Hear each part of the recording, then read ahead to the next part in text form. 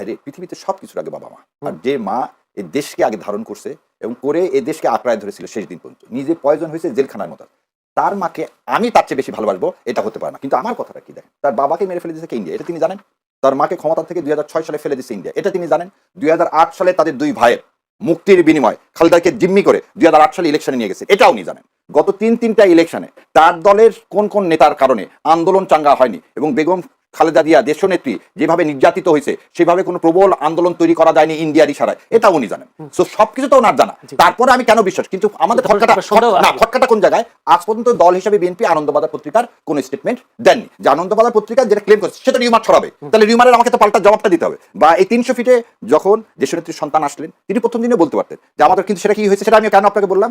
গতদিন যখন ইয়ার সাথে বসছেন এবি পার্টির আমাদের ফুয়াদের সাথে বসছেন, তখন কিন্তু উনি এই কথাটা বলছেন যে আমাদেরকে স্ট্যান্ডিং এক জায়গায় দিতে হবে, সেটা জুলাই সনদ। আর জুলাই সনদটা হচ্ছে কি ভারতীয় আধিপত্যবাদের বিরুদ্ধে। কিন্তু জনগণকে জানানোটা এজ রাজনৈতিক নেতা হিসেবে তার কর্তব্য, যতক্ষণ না জানাচ্ছে ততক্ষণ কিন্তু এই ধোঁয়াশাটা থাকবে।